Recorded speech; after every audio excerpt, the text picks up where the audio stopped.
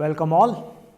A few days back, the world celebrated a rather unusual day, the Back to the Future Day. Now, this is a screenshot from the movie Back to the Future, directed by Steven Spielberg, released somewhere in the late 1980s. In this, the protagonist travels 30 years into the future to 2015 to this date, and then finds that the world has changed a lot. Again, this screenshot is from the same movie. The hero finds flying cars. The hero finds that people are talking on strange devices. And in the homes, people are talking to their TVs. People are controlling lights with some strange devices. Well, of course, they had high expectations from us. But this is where we are. A lot of their impossible fantasies have come true. The directors have made millions. How you see the future, and can you predict the future? Well, and then a Kodak moment happened. A spectacular fall from a near monopoly to bankruptcy. And this is what happens if you don't see the future, don't capitalize it. And Kodak failed to see the digital camera future. There is a world market for maybe 5 computers. A famous quote by Watson: "There is no reason anyone would want a computer in their home." Again, a very famous quote. I have 5 computers in my house now. Of course, he was wrong. Well, this was in 1977. Around the same time, these two guys had a very different idea. They didn't agree to it. They saw a different future and acted on it. Bill Gates wanted a computer in every home. Steve Jobs wanted a personal computer for everybody. Well, they saw it, they acted on it, they did it, and here they are. One is the wealthiest man on this planet, and other is the creator of the largest company on this earth. If you look at Apple products, so Steve Jobs started with Apple I, and then there were a whole lot of products which came out. Did he see all of them? Did he predict all of them? Probably not. So we will see the evolutionary patterns which probably are happening here. This is a list of 50 most disruptive companies in 2013. Probably after that, MIT Technology Review stopped making it altogether because too much of disruption happening. But look at this list. It's a combination of old companies, probably decades old companies, General Electric, Siemens, and there are some new companies, InMobi, Coursera, Facebook. So it spans, the disruption spans a range of sectors, starting from internet and digital media all the way to traditional industries like energy and materials and transportation. So disruption, as we see today, is not only in the new sectors but traditional sectors. It's happening all the time. It is evolving. So what they told us, this is traditional knowledge, that each product needs to go through a sequence of events in its life cycle. So you can see a product started with a conception, and then it is mass adopted in the market. That's where growth happens. That's where a lot of optimization, improvisation happens. A lot of hectic commercial activity in the growth phase, and then it meets a maturity, and just before it ends, there is another technology which starts, which disrupts the markets. The current products are bound to be disrupted by the new products. Current technologies are bound to be replaced by other technologies. We know that. But what they didn't tell us is how do we identify the current state in the generation of products, and how do we see the future state? They didn't tell us when it is going to happen, how it's going to happen, who is going to do it, and what is that state. Imagine if we can do that. This is one of my favorite authors, Clayton Christensen. He said, "People don't want to buy a quarter-inch drill, they want to buy a quarter-inch hole." Now, by this analogy, what he means is that people don't care about your product. People care about their problems and solutions. So if you are in love with your product and trying to improvise it, well, if someone else comes up with a better solution, a better product, you're bound to go bust. So it's important that you take away the focus from doing an incremental change in your products. Look at the larger picture. Look at the larger picture of the solution. Change your frame of reference. See the bigger picture. How the whole solutions have evolved and where the world is moving. You will be better off in this scenario if you expand your horizon, expand your vision. Are there evolutionary patterns which can help us, which can help us predict the future?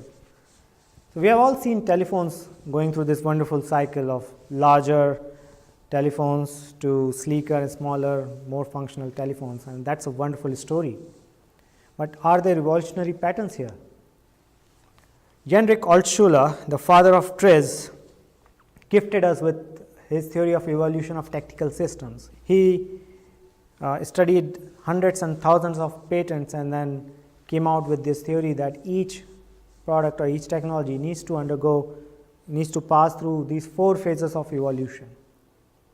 They are quite logical, quite powerful. The first one is functionalization. Of course, it's logical that any system which needs to be put together, we need to make it functional. Now, once it is made functional,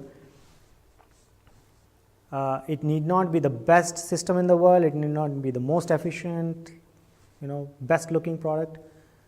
But then over time, people become greedy. They want a better product. Then that's where the next phase of evolution comes in, improvisation. Then the product goes through improvements. That's logical. It becomes lighter, it becomes better looking, more efficient, better colors, lower cost. So that's improvisation. Well, quite logical. But once a technology achieves maturity and improvised a lot, what next? The next evolutionary phase is dynamization. People don't want a single product. They want a single product and multiple products embedded in it. They want dynamic product. The same product should function like other products and be useful in many, many different ways. It should be modular, you should be able to customize it. So that's dynamization, which is quite interesting. And the next phase is the system needs to be powerful. They need to be autonomous. They need to take care of themselves. They need to vanish altogether. They need to be part of some other system so that we don't need to take care of them. So autonomization. So these systems, now if we put those systems in our favorite chart, you can see that from moving from one phase to other phase, there is a disruption which needs to happen. There is a big change which needs to happen.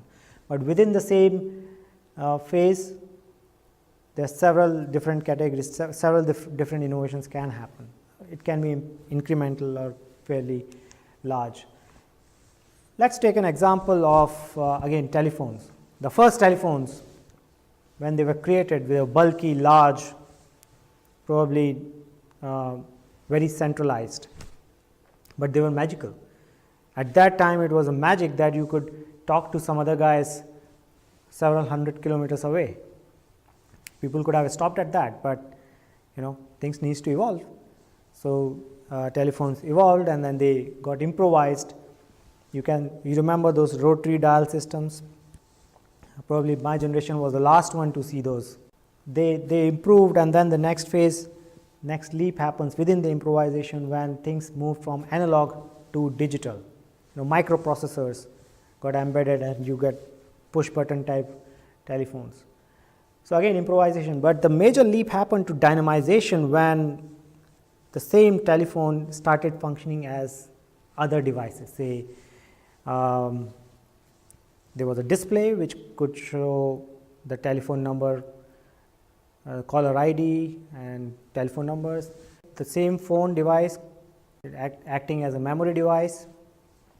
So there is a dynamization which was play here, and suddenly we know the revolution which came up with the smartphones. Completely dynamic device. Each device is so unique, it's so modular. You can install apps. The same device is functioning millions of different functions, huge possibilities. So, I'll come to that in a minute on dynamization. But what next? How these systems, how these telephones or phones can become autonomous? Now, that's a $1 trillion question. People who will crack it will be a trillionaire. I'm not going to bet on it right now, but the question is, will the phone vanish altogether and be part of other systems as a part of autonomization? Is Google Glass the answer? Will the phone be a part of smartwatch? Or will Siri type of development, which is a leap in artificial intelligence, is that the answer? So, that's an unanswered question which you need to continuously think about, but obviously these evolutionary trends can help us in that manner. Now, coming back to dynamization, the smartphones are certainly dynamic. Remember the times of Nokia. Each phone was exactly the same, but now the smartphones, each phone is unique. You have unique apps, unique combination of apps which we have installed. Now, each app attains certain functionalities. The same device at one instance is working as a communication device, at other instance is working as a camera phone, it is acting as a entertainment device. So, it is a completely dynamic and modular system, and it's certainly the evolutionary laws are at play here. This is one of my favorite charts. Now, if you see various other systems, probably several other systems like game console boxes, they also went through evolutionary patterns, and now they have achieved dynamization as a part of tablet. Computers, if you see bulky computers to portable computers and now part of tablets. Entertainment devices, TV, from CRT based TV, black and white, to color, to LCD, LED, and then now becoming portable devices. Again, user interface, from keyboard to mouse to remote control, and now even brain control.